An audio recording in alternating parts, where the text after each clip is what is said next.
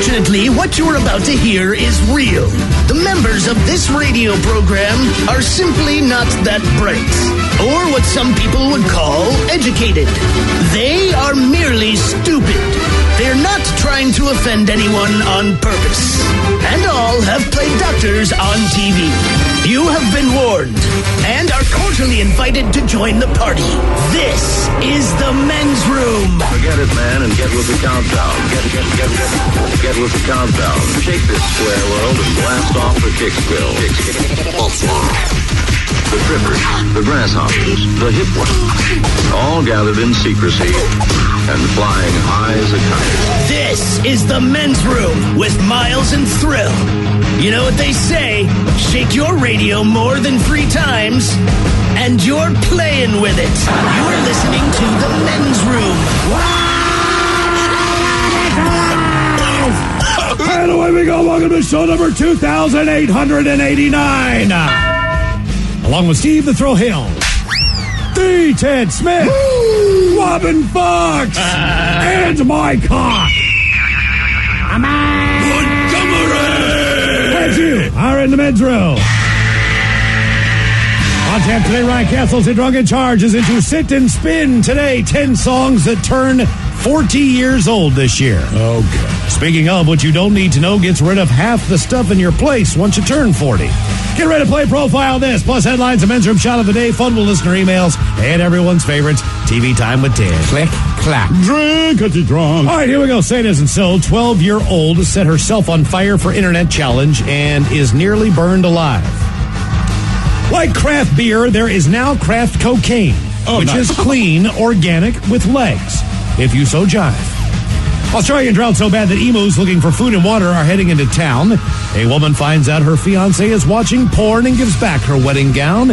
And a speeding driver tells cops she thought she was only doing 100. That is all coming on today's very special episode of The Men's Room. And now, here's the question. Hola, bitches. Good day to you and yours. All right, on yesterday's program, we told you about a woman that fell overboard from a cruise ship into the Adriatic Sea. Now, she survived for 10 hours, and I hate to say it, but she says, thanks to her yoga training. But here's the thing. She's not alone. A different woman fell out of a different boat, this time off the coast of Rhode Island. She managed to swim to an island where she eventually waited for rescue from the Coast Guard. We'll explain how her husband didn't notice for 10 hours coming up. And while we're in New England talking about unexpected visits to the water, there's a couple in Boston, and I swear to God, they're dancing on a pier. They're dancing to Footloose. Yes, they're actually playing a Footloose song. They are dancing much the way you'd expect people to dance to Footloose until they shimmied a little too close to the edge of the pier and tumbled into the drink. True thing. They ended up being okay, but I've seen the video. Quite funny. They fall directly into the water. Now, inevitably, falling in the water when you're on a boat or on a pier, it's not out of the question. It's why they have life jackets. It's something that can be expected. On the other hand, while they do make life jackets, I bet you cannot find what I would call a sheep helmet, to protect your own head from falling sheep when you hike. What happened to a kid in Ireland? He was hiking when a sheep fell off of a cliff and landed on him. I bet he didn't see that coming.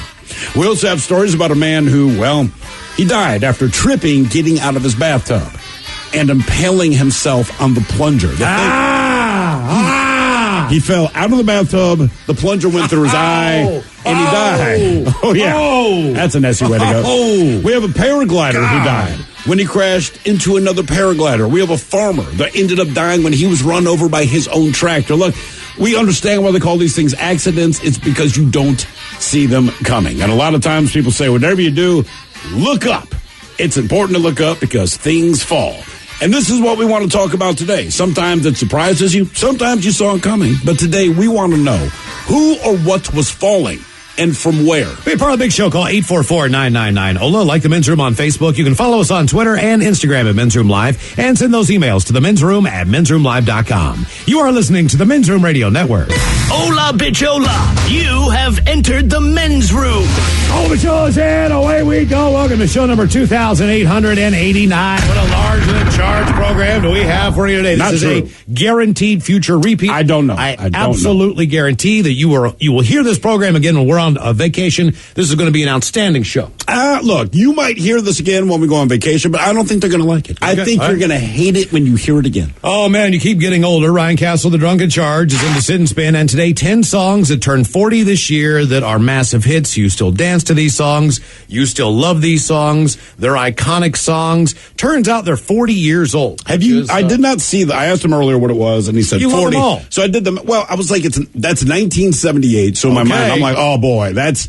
I don't know what's on the list, but I'm guessing like as far as the heyday, it seems like it might be Donna Summer or Queen or Village People. Saturday Night Live, right. Fever Saturday Night soundtrack. But I was trying to think of like rock. Saturday Night Live soundtrack. I mean, like the Doobie Brothers were huge and the Eagles were huge, but I mean this is disco, the time of disco. Was the top. Rock was Elton John. Maybe. Oh yeah, there's all kinds of good Eagles stuff. Are still huge. Now speaking of 40. What you don't need to know, and Ted, you're getting closer to this. Steve and I have already crossed the finish line on this a while ago. But what you don't need to know gets rid of half the stuff in your place. Believe it or not, these are things, according to MSN.com, that you should not have in your place after you turn 40 years old. Is it not have in your place or not have No, you shouldn't out? have in your home. Oh, this is like not in the box in the basement. No. I already saw one that I feel like is committing a hate crime where I live. Now wait a minute. All right, gamers and all you guys, man, this is going to piss you off. The number one thing that you shouldn't have is a figurine in a box. No little character still in the box. What if it's a figurine of yourself? No, it can't be in the box. I'll give you a slide. Why can't look? No. The only reason I disagree with that is this: if you are 40 years old and have a figurine, okay. If it's not in the box, that indicates to me that you may or may not play with it. If it's in the box, I recognize there's some probably monetary value, which shows me you're getting a little smarter, right? I think it also depends on if you're single or if you're got a girl. Yeah. Yeah, but then what's the rule on that? Because if you're single and have a figurine in a box, people will make fun of you. The flip side of that, but if you're with someone and you can have the figurine in a box, it's like you're with the person you should be with. Yep. This list is brutal on all of us. Mike, you're going to hate this. He's got a long time to go, though. I know, but still, Mike doesn't is matter. the least worried about You need to get this in now. A recliner with built-in cup holders. All right, that's one of those things you should have after you're 40. I'm guilty. Why? I think you should have that. That's what I'm saying. No, I disagree with you. I've already fired up. You're That's when 40. you're 40. You have earned the right to sit on your ass and do not a goddamn thing. Christmas lights as decoration. I'm guilty of this one. I have a strand of lights that go up a tree in my living room. All year round? All year round. In the living room? Yes, exactly. But I can't do it. I'm sorry, that's telling me. Yeah, I know. I've been told before. I don't give a flying F. You know why? I just don't care. But when I read this list, it still makes me feel like S. I'm like, because half this stuff I'm guilty of. So we'll get to that list coming up. And I'm over 40 years old, so that's all on the way. And, of course, we will drink and toast with a shot of the day. Today on our question, we're going to talk about gravity, and gravity never going anywhere. One thing that stands true, gravity is not going anyplace anytime soon. It's really not, man. The no matter what you might do. Go to hell, the weather might be changing, the world might be on fire, might be getting hot. One thing we know remains the same, that is gravity. Yeah, it just does what it does. It really doesn't matter. It doesn't have a political affiliation. It does not have a favorite sports team. It just is what the F it is. And once you start, it's very hard to stop. Yes, if you fall, that is very problematic. It really is. And I guess I think that's why they invented parachutes. I think that there's been two famous falls. So we have one intentional fall and one unintentional fall within our show. Within the men's room realm of falling, I think we've had two famous falls. Ted, you had a famous fall, which is the most epic fall of them all. Right. I fell off my own balcony. That was unintentional. Backwards onto cement. You fell out of a plane on purpose for what, your birthday or just for the hell of it? Oh, you had a friend come in town and you had a chance to do it. A friend came this is literally how this went down. And this particular friend is very much what you would call the apex predator of people. All right. So pick her up at the airport. She's in the back of the car and says, hey, man, while I'm here, 2 or 3 days, you want to go skydiving? Just as an aside, I'm like, yeah, that would be cool. She's instantly on her phone, says, yeah. Can you do it tomorrow? I'm like, well, dude, we have a show. Yeah, we can do it tomorrow early. Okay, well, then open for us. Click. We're going tomorrow. And so the next day we drive like 60 miles, whatever it is, man. Like, she organizes this thing. We go skydiving. Her goal was to skydive in all 50 states. I got to ask you a question. So what? Because I'm used to not jumping out of a plane, right? And I'm also used to, and I'm used to that too. Most of us are. I'm used to going to the airport. Yeah. I'm used to sitting down and getting my 22-ounce beer with my shot glass for $1.50 extra, whatever the hell the racket is. For $1.50 more. I might have a couple more. I go to my gate. I putz around. I might get a sandwich to take with me. I walk down. We know you got chicken wings. Walk down that ramp. I get on the plane. I sit down, man. I hope to God I can fall asleep. this is not the kind of airport that looks anything like that. Aren't you just pulling up to like a farm with like a patch of land and a runway on it? It's like a farm, a runway, a big metal shed. You pull up. That's what I'm saying. And they kind of explain, like, look, we're going to do a tandem jump because to do it solo is a couple of hours of all this stuff. Don't have time for it, whatever. And so we're going to go tandem. They provide you the parachute, the harness, and then I appreciated this, but I did have to bring it up to like, hey, man, and here's the headgear. Well, again, you're jumping to like 10,000 feet, whatever.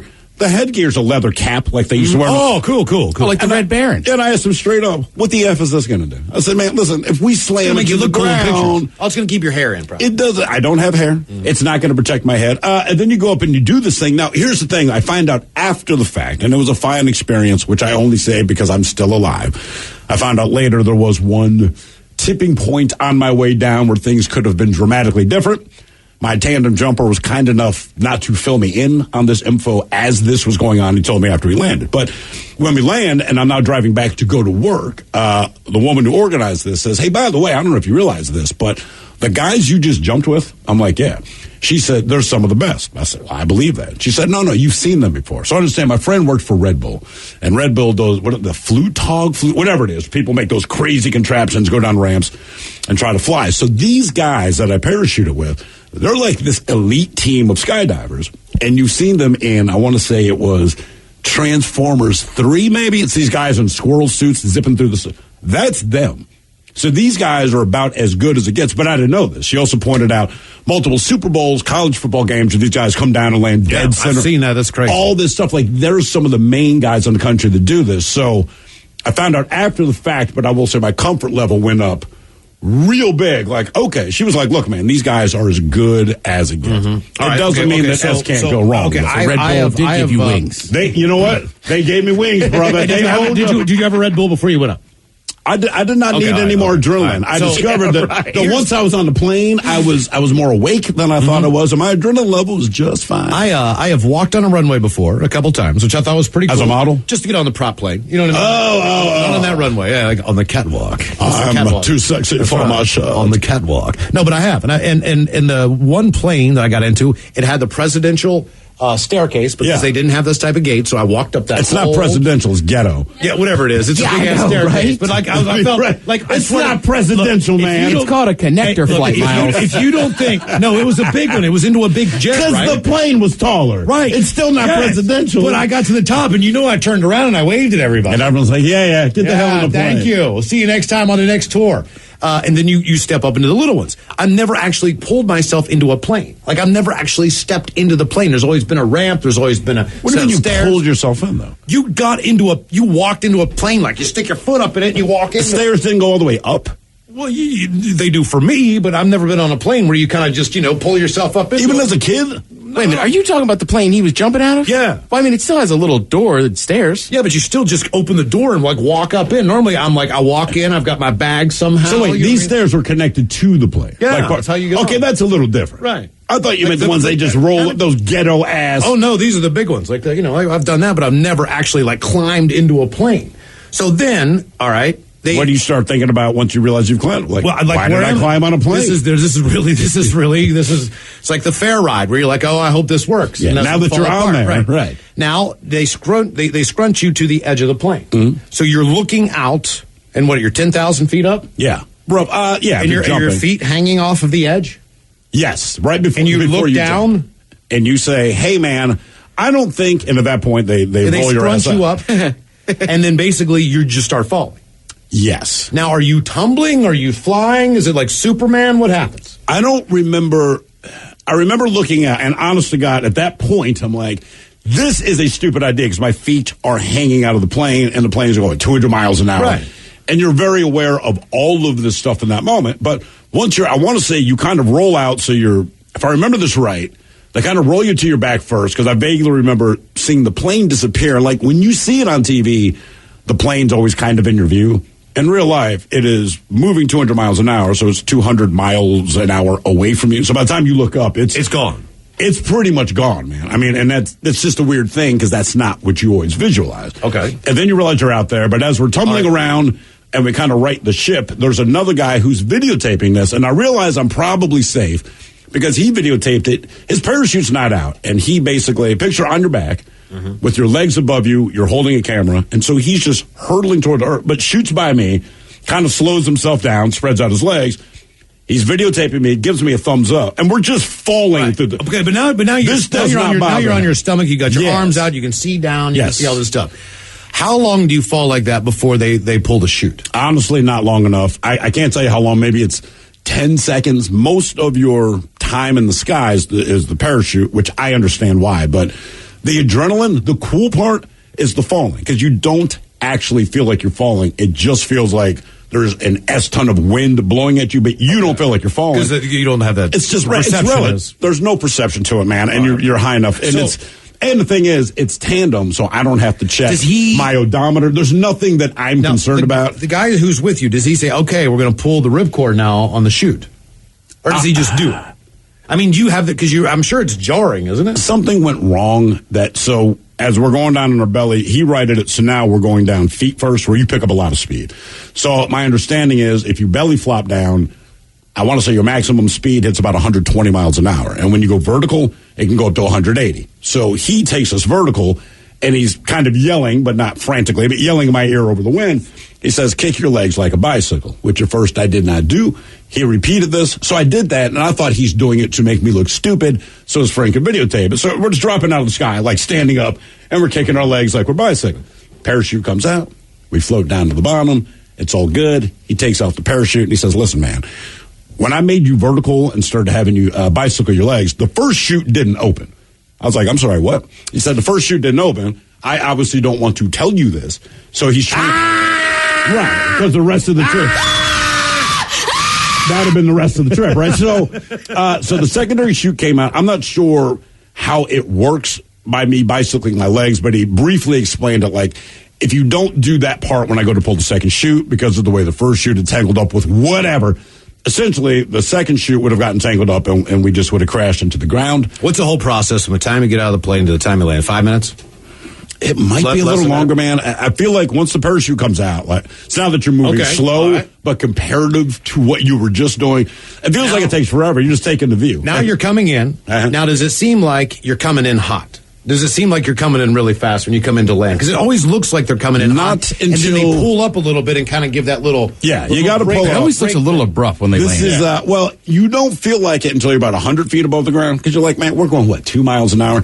You're going like 20 or 25. So before you land, they tell you, I'm going to pull back on the parachute just like you see, lift your legs up a little bit. Like if you hit these things at your feet, you're going to face plant hard, and the parachute's going to drag you and rub your face off across the ground. Right. So you kick your feet up a little bit, man, and it's like, I wouldn't say it's a hard landing, but imagine if you ran as fast as you could down a steep hill. When it levels out and someone said, look, when you get to the bottom, just try to stop your legs and stop. You're kind of moving at that speed where you'd lock your legs and there's dust flying from your heels and all that. Okay. Except you didn't fall 10,000 feet to get there. But that's kind of what it felt. All right. Okay. But that's because it was successful. Now, that was an intentional fall. Now, Ted, you had an unintentional fall. Some people have heard this story on the show before. Other people have not. You came back from a football game. Correct. College football game. Correct. You've had a few beers, but you're not, it's nothing crazy. Technically, Miles, I had a few Captain and Diet. All right, okay.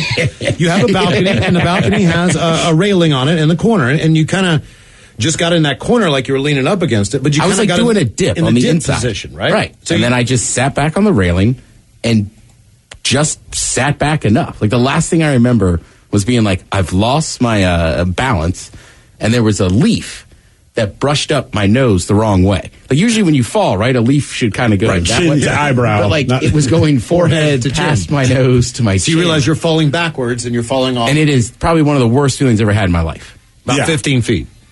Correct. And you landed it. Right. I land in a planter box. I don't know how you were there for hours. Who knows? You don't know. I don't know. Paramedics came. They didn't even think anything was wrong with you. No, apparently I just thought, I was like, I'm just wasted. It'll be fine. And the neighborhood you're in, I can see why they blew you off. I was still on probation, so I guess I was scared of getting arrested or something. For falling off the balcony. Well, there's more to that story. Yeah. So that was, that's the gist. Who or what was falling and from where? 844-999-OLA. Hold the line. Your call's coming up next. You are listening to the Men's Room Radio Network. We return to the Men's Room with Miles and Thrill. A British woman was saved by the Croatian Coast Guard after spending what she said was close to 10 hours treading water overnight in the Adriatic Sea after she fell off a cruise ship. How do you fall off of a cruise ship? Kay Longstaff spoke to, I don't know. Taking a picture. Is she drunk? Is she, She didn't strike me as someone who's drunk because she treaded water for 10 hours. She's in very good health. She does her yoga. Okay. I'm not saying it's impossible. It just seems like it happens a lot. Kay Longstaff spoke to a Croatian news outlet there after she got back on land. She said, I fell off the back of a Norwegian Star. A woman who lives in Spain said, I was in the water for 10 hours, so these wonderful guys rescued me. I'm really lucky, very lucky to be alive.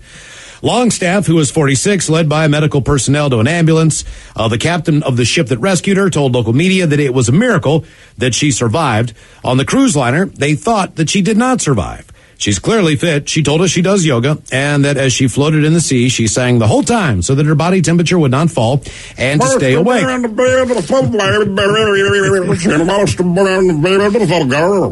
Yeah. Patrol boat and airplane also are part of the rescue effort. The Coast Guard later learned the Longstaff fell from the ship at 11:45 local time at night. From footage reviewed by the crew of the Norwegian Star, Longstaff was spotted at sea around about a mile from the site of the incident. The Coast Guard was notified and a search and rescue operation ensued. We are pleased to advise she was found alive, currently in stable condition. Amazing. The main thing is that a tragedy was averted and she was found alive. She was traveling on the cruise ship, by the way, with her husband, and he told CNN that he first heard of the incident at 6 a.m. on Sunday when the captain announced that there was a person overboard. Let me reiterate that again. She falls off the boat at 11:45 in the evening. Now, she's out there for 10 hours. Mm-hmm. All right. Which means that she's found at around 9 o'clock in the morning. 9:45. Yeah, 9:45, whatever. Either way, the husband does not know that she is missing, does not know that she is gone until 6 a.m. the next day. He's so sleeping. for 7 hours. But that's only because the captain brought it up. Right. And I'm sure he rolled over and said, hey, baby, did you hear? Hey, baby. I think that's my wife. And by the way, there's a weird theme with that. What's that? There's another story about another woman. Oh, yeah. Who falls off of a boat. Mm-hmm. And her husband doesn't notice. All right. Here, for I'll what just seems give like it an to you. extraordinary amount of time. So this is not a repeat. A husband and wife were sailing from Newport, Rhode Island to East Greenwich, Rhode Island on the Greenwich. Greenwich. Yeah, Did you say Greenwich? I did say Greenwich. Greenwich. I don't know. I don't go to Rhode Island. It's kind of famous. For what? Greenwich Village. Greenwich, man. Greenwich. Come New York. Greenwich. All right. But this is the Rhode Island Greenwich. I'm going to go Greenwich, like Rainier Frog. A husband and wife were sailing from Newport, Rhode Island to East Greenwich, Rhode Island, on their 39-foot sailboat on Friday, and at some point the woman fell overboard. She managed to swim to an island, and the Coast Guard rescued her around 4 o'clock in the morning. Why did it take so long? Because her husband did not realize she was gone. He thought she'd just been below deck the whole time, and he didn't figure out she was missing until he stopped sailing around 2 a.m. Sure. Woman had mild hypothermia from being in the water, not the cold-blooded anger that was coursing through her veins. Right. And she refused medical attention because she was so pissed off. Yeah. Our question, who or what was falling and from where? 844-999-OLA. That one's a little different. It's just the two of them. Yeah. On the cruise ship, I get it. I understand. Your wife goes, hey, I'm going for a walk. Like, okay, honey, like it's 11. I'm going to sleep. Sure. I get it. I'm just saying. It seems like that's happening quite frequently. You know, that's all. Hello, Mike. Welcome to the men's room. Hola! Hola! Hey, I'm on my car audio system. Can you guys hear me good? Oh, you sound great, man. You sound like this sounds like professional audio. Right on. Yeah. Well, about 10 years ago, man, speaking of gravity, I used to work for this really small-time construction company. There's a couple of buddies and his uncle owned the place. Safety wasn't really a priority at this outfit. In fact, safety was one of those things that was kind of shunned upon. Sure. If you know what I'm saying. I was shingling a roof, a 2-story roof, and I really didn't know what I was doing. I was one of my first jobs. I was rolling tar paper back so they could put shingles on it, and instead of basic common sense telling you to roll the tar paper forward and staple it, I had the tar paper behind me, and I was kicking it with my foot and stapling in front of me. Well, what happened was I walked myself off of the peak of a 2-story Oh, my home. God. How did that? Fell backwards. Do you know what a scorpion is? When you run and your legs come up and touch the back of your head? Yeah, like when you fall over, like skateboarders do it all the time. So their face is on the ground and then their back leans over. Yeah, okay. Is that how you landed, like on your chest and neck? So this is how I ended up. I fell off of it backwards. I did a backflip, landed on a power line that was going from the pole to the house.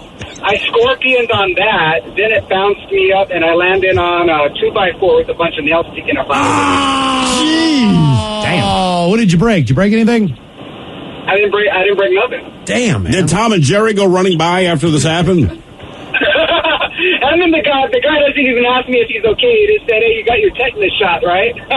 Oh my God! Yeah. How much longer did you work at this outfit? About 2 years. Yeah.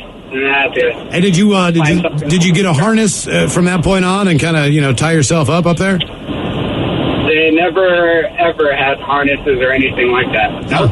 Okay. I'm sure you're not the first guy, but the fact that you bounced off of a power line onto a 2x4 with nails sticking out, I just can't help but think of Warner Bros., like the Roadrunners behind it or something. Mm-hmm. What are the what's freaking more amazing is I managed to kick the back of my head when I was on the power line. Do you remember any of the free fall at all? Obviously, you remember certain parts of it, but I mean. Probably a bad question. Bedroom color. That's the only answer you can do. Let's say on And the it radio. works. Sorry. Sucker, mother, and please keep those words in mind when calling. Now back to the program. Yeah, it makes sense. OS literally is what I thought when I fell off the balcony, too. Well, there's nothing else to think. Yeah, right. There's no other thought that needs to go through your head. By the way, we're talking about just seems kind of curious that husbands and wives are over water. The wives keep ending up in the water, and the husbands don't notice. They didn't know that the wife is gone. So someone says, what about that actress that fell overboard years ago? Christopher Walken was friends with her husband. Natalie Driftwood, right. Mm-hmm. And the thing is, they chalked that up, to an accidental drowning, I believe. No. That's what they chalked it up to. And I want to say they reopened this case. It happened, 30 years ago, 35 years ago? I don't know if they completely reopened the case, but questions legally started getting asked again. Yeah. Because they're like, wait a minute, man. It seems a whole lot like... Who's this? This was Natalie Wood, and she was married to a guy named Robert Wagner, who back in the day was like the suave guy on all the TV shows. All right. Christopher Walken is also friends with him. Natalie, right? I think we should go for a swim. So they're all on one of their boats. And at the time, Natalie Wood's kind of top of the world. So you wake up to the news that Natalie Wood, it'd be like saying Scarlett Johansson, right? Drowned, fell overboard. But she was on the boat with her husband, whoever another actor is, with her friend, who's another actor. And the stories were always weird, whatever, but it just got chalked up to... There was an argument. Right, there's all this of what stuff. happened that night. All right, so everyone kind of let it go. The jokes are there. It's kind of like when people used to crack jokes about, the Catholic priest, and then you find out there's a reason why these jokes were made. It was kind of the same thing. So they reopened this case a little bit, going, something's really fishy about this. Mm-hmm. I think maybe he really did kill him. Mm-hmm. Yeah. Mm-hmm. Just said in the jokes. Ryan Castle, the drug and charge is coming up to Sin Spin. Today we'll get the 10 songs that turn 40 years old this year coming up, and more of your calls on our question. Who or what was falling and from where? 844-999-OLA. More of your calls coming up in seconds. Hola! The shenanigans continue on the Men's Room Radio Network.